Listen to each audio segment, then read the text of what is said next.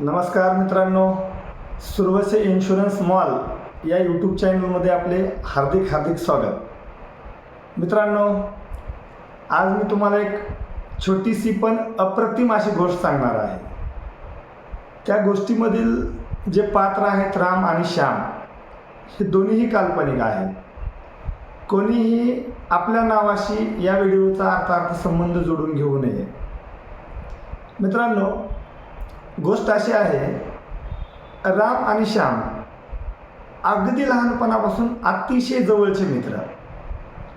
यांची मैत्री म्हणजे इतकी घट्ट की त्यांची मैत्री आजपर्यंत तरी कोणीही तोडू शकलं नव्हतं, अशी मैत्री।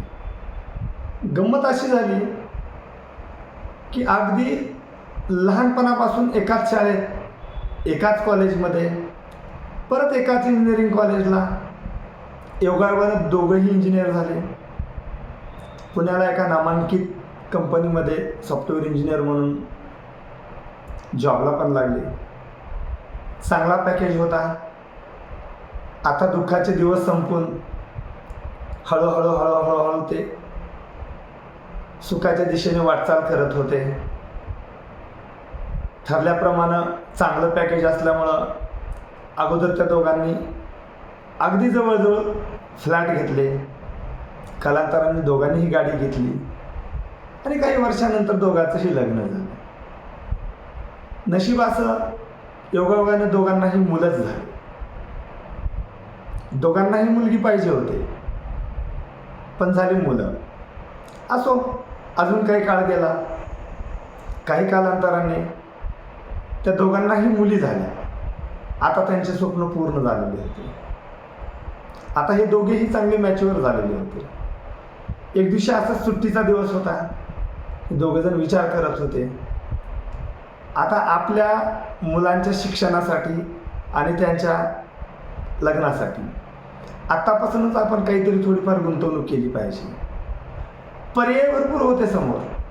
SIP होती, म्युच्युअल फंड होता, LIC होती, पोस्ट होतं, अशा भरपूर त्यांच्यासमोर पर्याय उपलब्ध होते। पण गुंतवणूक करायची तर किती करायची आणि कुठं करायची हा प्रश्न त्यांच्यासमोर होता।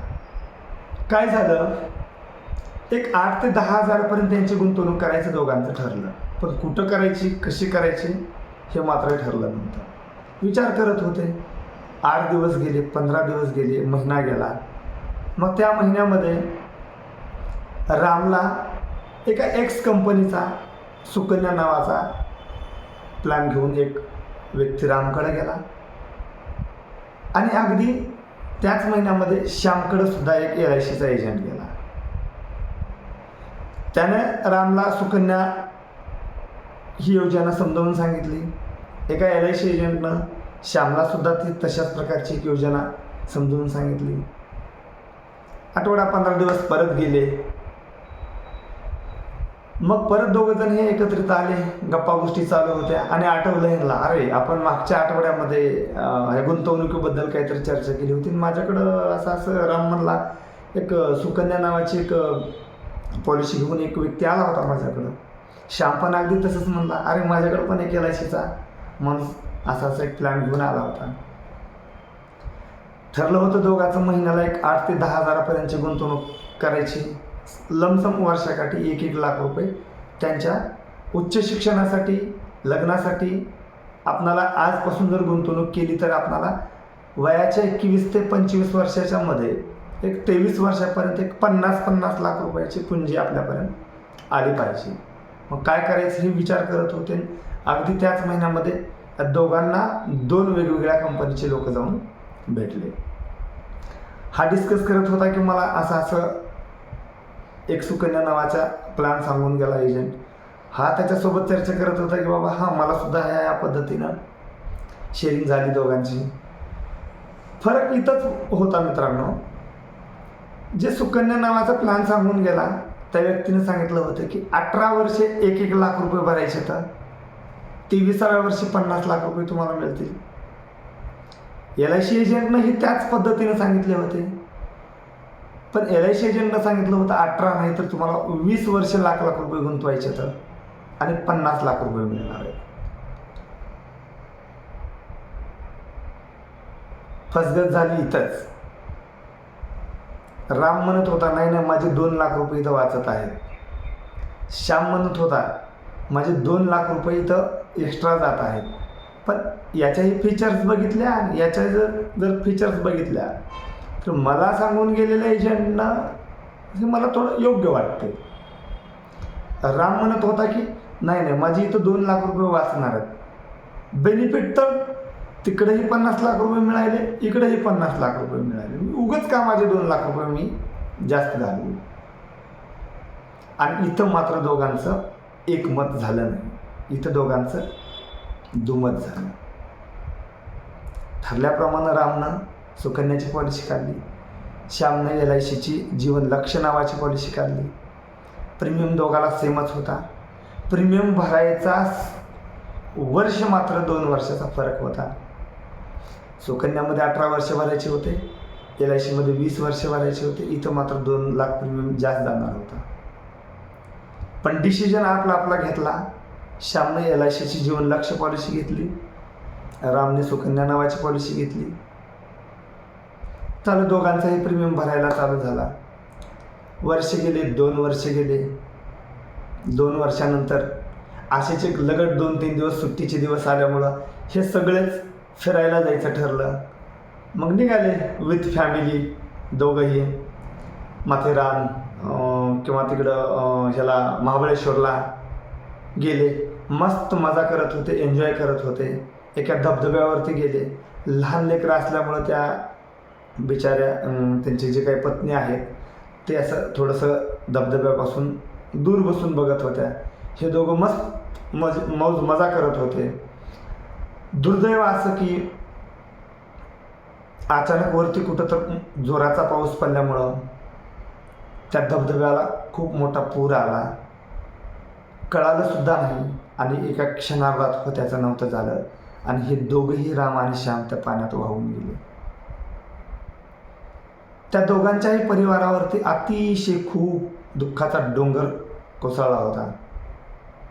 पण करणार काय, नाविलाज होता. कसं तर ते सावरण्याचा प्रयत्न करत होते. 8 दिवस गेले, 10 दिवस गेले, 13वा झाला. 15-20 दिवसाच्या नंतर त्या दोघांच्याही राम आणि श्यामच्या घरी LICचा एजंट गेला. रामच्या घरी ते जे कोणती एक्स कंपनी असेल त्याचा एजंट गेला. सांगायला सुरुवात केली दोघांनीही. रामच्या घरी जो सुकन्याचा प्लॅन घेऊन गेला होता तो म्हणला ताई तुमचे आमच्याकडे 2 लाख रुपये जमा आहेत आणि ह्या 2 वर्षाचं जे काय व्याज असेल 7, 7.5, 8, 9% इतकं व्याज आम्ही तुम्हाला तुमच्या मुलीच्या वयाच्या 23व्या वर्षी तुम्हाला आम्ही देऊ. LICचा एजंट ही श्यामच्या घरी गेला. त्याच्या पत्नीला समजावून सांगत होता ताई तुमचा आमच्याकडे 2 लाख रुपयाचा प्रीमियम जमा आहे, परंतु दुर्दैवानं अपघाती मृत्यू झाल्यामुळं तुमच्या पतीचा श्यामचा आमच्याकडे 1 कोटीचा इन्शुरन्स होता. हे सुरुवातीला तुमच्या इन्शुरन्सची रक्कम 1 कोटी तुम्हाला देण्यासाठी तुम्ही या पेपरवरती सही करा. हे 1 कोटी आम्ही तुम्हाला देऊन तुमच्या मुलीला इथून पुढं वयाच्या 23 वर्षापर्यंत प्रतिवर्षी 2 लाख रुपये याप्रमाणे आम्ही तिच्या शिक्षणासाठी राहिलेले जे काय 20 वर्ष आहेत, 21 वर्ष आहेत ते आम्ही 2 लाखाप्रमाणे देऊ आणि 23व्या वर्षी जे काय मॅच्युरिटी सांगितलेली आहे आम्ही 50 लाखाची ते सुद्धा आम्ही देऊ. मित्रांनो फसलं इथंच. रामनं श्यामचं थोडं ऐकलं असतं तर श्यामच्या कुटुंबाला जो फायदा भेटला तोच भेटला असता. परंतु इथं मात्र तसं झालं नाही. दुर्दैवानं बिचारीनं ते 2 लाखाची वाट बघण्यासाठी 23 वर्ष तिला वाट बघावं लागलं. गाडीचे हप्ते चालू होते, फ्लॅटचे हप्ते चालू होते. कालांतरानं रामच्या पत्नीच्या घरी बँकवाले आले, गाडी पण ओढून नेली. घराचे हप्ते बॉन्ड झाल्यामुळं त्याचा पण लिलाव झाला आणि तिथंच श्यामच्या पत्नीचे वर्षाला 2 लाख येत असल्यामुळं मुलांचं शिक्षण चांगल्या पद्धतीने चालू होतं. एक खट्टा 1 करोड रुपये आल्यामुळं त्याचं काय येणारं व्याज असेल किंवा त्याचा उदरनिर्वाह असेल, गाडीचे हप्ते असतील, घराची EMI असतील, हे पूर्णपणे त्यांनी भरून त्यांच्यावरची लॅबिलिटी पूर्णपणे नाहीशी झालेली होती आणि 2 लाख वर्षाला याप्रमाणे मिळतच होते. एवढंच नव्हे तर शेवटी मॅच्युरिटीसुद्धा मिळणार होती. श्यामची बायको अगदी आनंदात होती. रामची बायको मात्र मागेला जाणं बिचारीला झाडूपोछाचं काम करावं लागत होतं. लेकरांचं शिक्षण योग्य झालेलं नव्हतं. विकल्प तुमच्या समोर आहेत मित्रांनो. निर्णय आपलाच आहे. गोष्ट जरी काल्पनिक वाटत असेल तर ही गोष्ट खरी घडलेली आहे, परंतु कुठं काय हे मी तितकं विस्तृतपणे सांगू शकत नाही. मलाही काही मर्यादा आहे. धन्यवाद. व्हिडिओ आवडला कमेंट करा, लाईक करा, सबस्क्राईब करा. जर नाही आवडला द्या विषय सोडून. अशीच व्हिडिओ आम्ही तुमच्यासाठी परत बनवून देऊ. छान वाटले लाईक करा, नाही छान वाटले डिसलाईक करा. धन्यवाद मित्रांनो.